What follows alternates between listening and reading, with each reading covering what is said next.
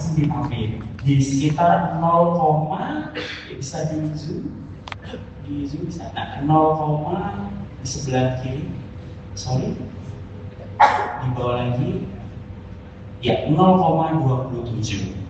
Tapi tetap inflasi Bapak dan Ibu, namun tidak terlalu tinggi dengan Kalimantan Selatan di 0,836. Apa saja sih yang menyebabkannya? Dari IPH, dia bahwa kondisi beras di Tampil cukup stabil gitu ya Bapak Ibu. Ini alhamdulillah inline begitu ya dengan Tampil yang menjadi salah satu sentra produksi beras. Kemudian kita beranjak ke harga komoditas bawang merah. Nah, komoditas bawang merah di Tampil ini mulai mengalami adanya kenaikan gitu ya Bapak Ibu ya. Di bawang merah di periode Maret 2026 di awal Maret ini.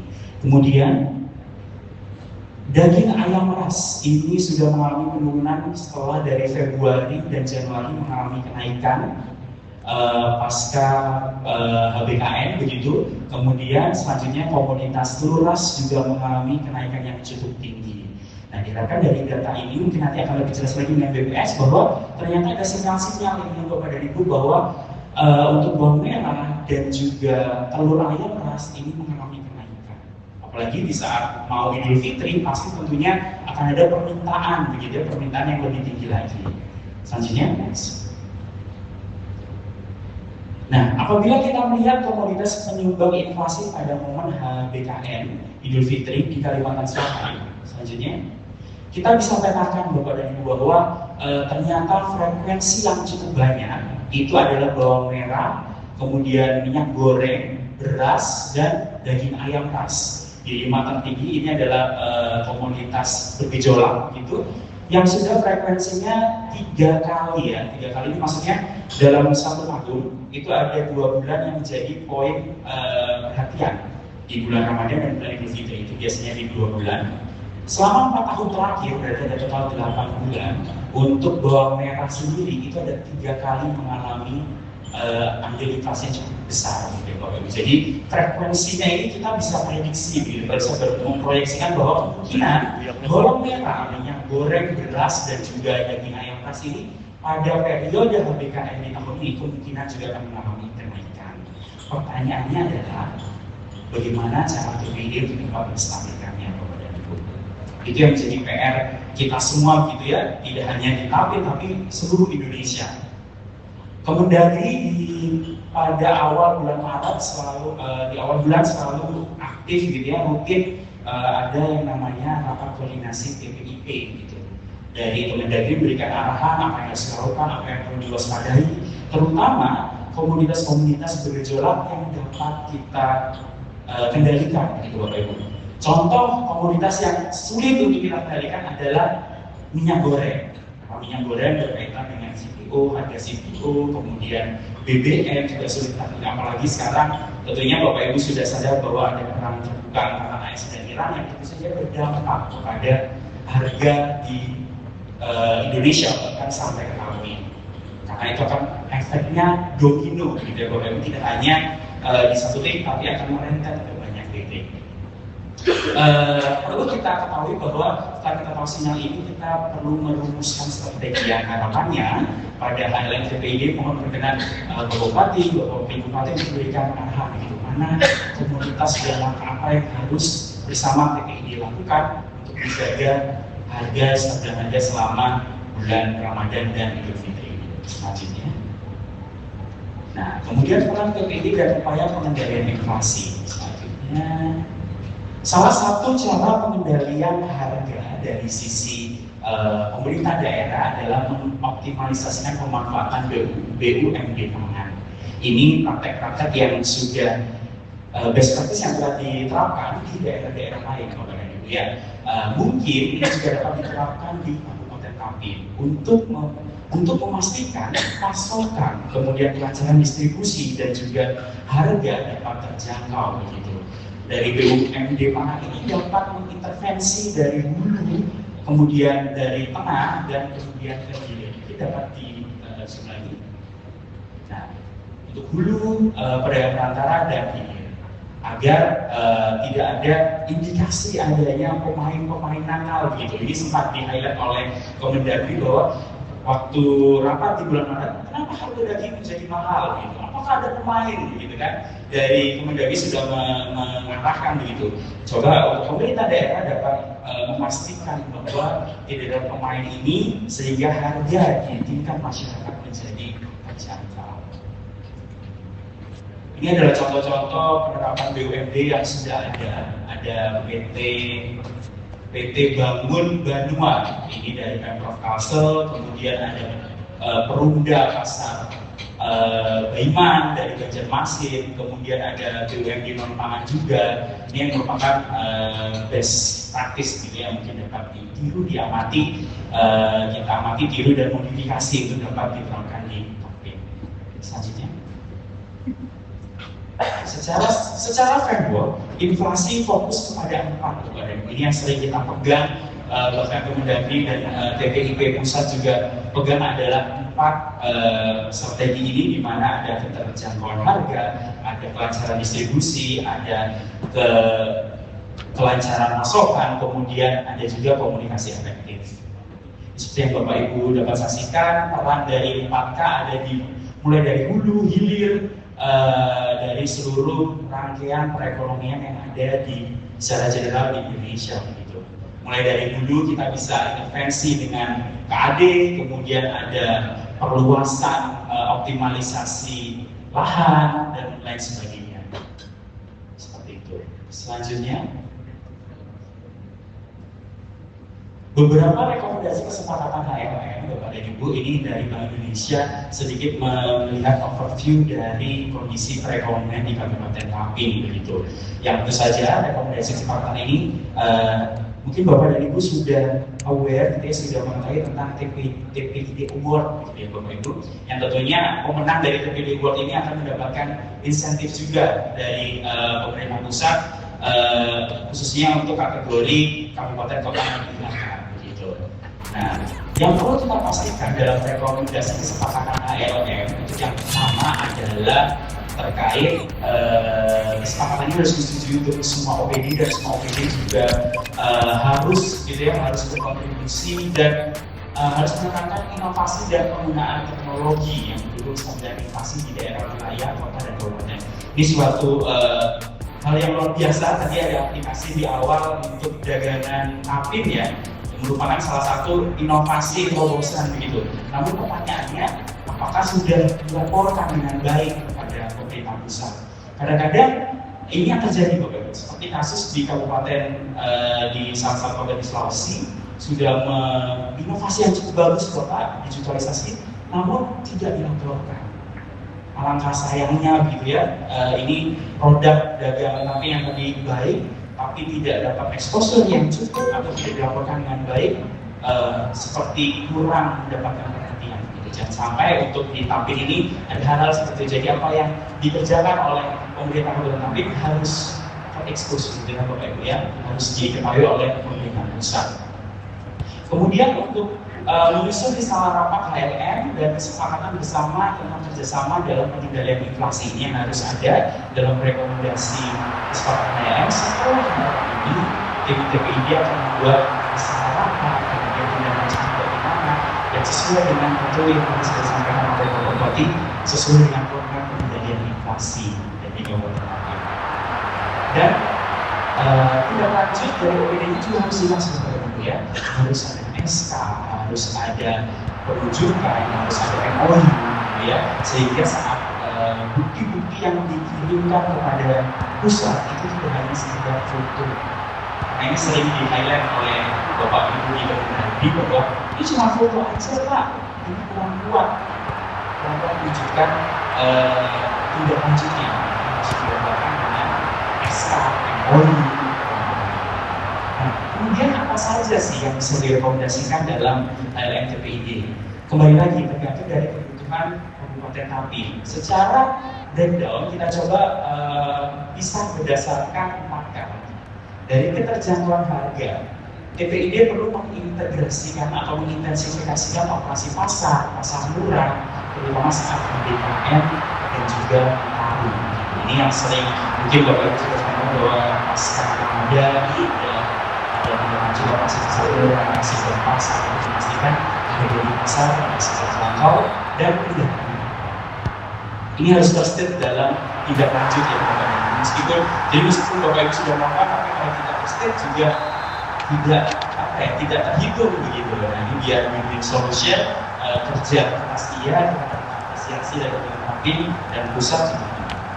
Kemudian di K2 ketersediaan pasokan, TPID perlu menjajaki KAD terutama komoditas yang sering mengalami defisit seperti cabai, ayam, telur ayam, serta intensitas produksi komoditas yang bervariasi. Kita sudah mulai bersama bahwa makin ini luar biasa berupa sentra beras dan cabai.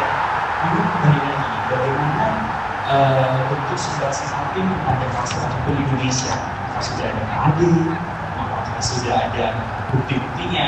Karena di luar sana, provinsi-provinsi lain selalu mengklaim, kita sudah KAD, kita sudah menjual surplus komoditas kita kepada daerah lain.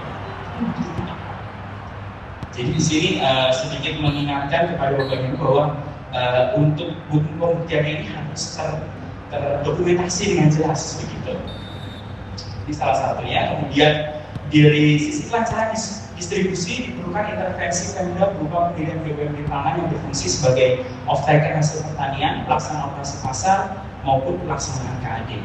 Nah, ini dari BI mendorong untuk adanya BUMD perumda pasar atau yang berkewajiban, ya, memiliki mandat untuk dapat menyerap komoditas yang ada di produksi.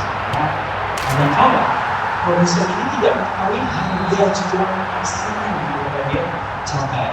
Tengkulak dengan mudah menurunkan harga cabai hanya dengan memamerkan dia sudah membawa 2 truk cabai. Ini yang pernah terjadi di Kalsel juga terjadi.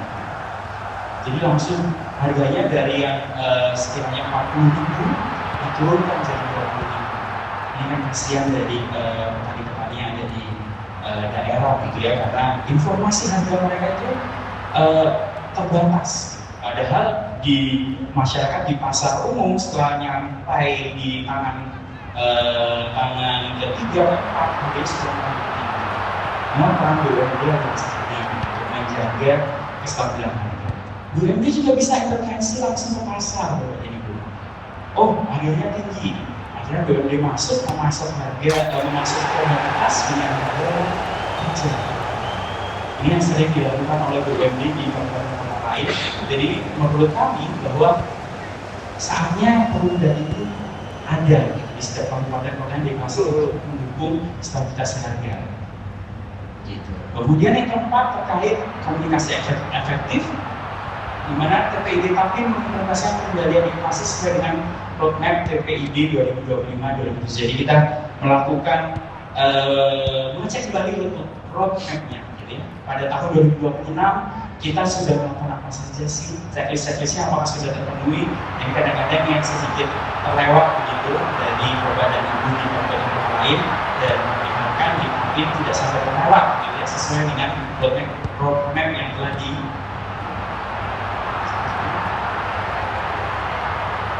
ya, mungkin itu saja dan sedikit sekilas bisa next lagi di lampiran. Nah, penilaian TPID ini terbaik, Bapak Ibu, pada kesempatan ini kami mensosialisasikan dan juga sekaligus mengingatkan bahwa ada proses-proses di sini yang ada nilainya dan juga memberikan apresiasi itu pada Bapak Ibu. Untuk ini kita fokus kepada proses, output dan outcome. Untuk kriterianya ada di sisi sebelah. Terjadi untuk ekonomi, apabila terjadi penurunan yang drastis, pertumbuhan ekonomi juga akan menurun signifikan. Kemudian pengaruh kebijakan dari pemerintah dan dari bank sentral ya untuk peningkatan suku bunga itu juga biasanya turun naik menyesuaikan ya. Kalau yang masih tinggi mungkin suku bunganya diturunkan atau bagaimana gitu ya. Kemudian dia tadi ada implikasi geopolitik yang tinggi. Wah, ini ada terjadi peperangan ya. Kebutuhan energi dan pangan ini kan memang mungkin masih belum nih terasa baru. Cuma di TV kemarin Pak Bahlil ngomong nih, cadangan minyak kita itu hanya 20 hari. 20 hari. Nah ini cukup 20 hari sebentar lagi ya, udah terasa kan 20 hari katanya mau bangun stok untuk gudang-gudang penyimpanan minyak gitu ya. Itu kalau gudangnya baru dibangun sekarang, kapan ini minyak dipakai ya? Jadi, nah ini implikasinya kebutuhan energi dan pangan meningkat akan mendorong inflasi. Nah itu, nah, sekarang kita perlu menjaga tahun ini perlunya apa nih supaya inflasinya terjaga. Penahan harganya itu komoditas apa yang harus kita tahan, kita stok gitu ya, disimpan. Mungkin gudang-gudang dari Bulog begitu penting sekali ya. Sehingga kalau kekurangan beras, kekurangan tepung misalnya itu bisa disimpan, kemudian nanti kalau ada perlu yang mendadak bisa kita ada operasi pasar gitu. Juga Pak Mintan ya inflasi, nah ini lebih menjaga supaya petani bahagia, pedagang untung, konsumen tersenyum, jadi semuanya senang ya. Kadang-kadang kan musim paceklik itu petani nggak bahagia, pedagang yang senyum gitu ya, itu tahu. Jadi sekarang harus semuanya petani bahagia, pedagang untung, konsumen tersenyum. Jadi sama-sama senang semua. Harga pangan tidak boleh naik dan harus tetap sesuai dengan harga yang tertinggi ya. Kemudian juga harus menjaga harga di tingkat konsumen.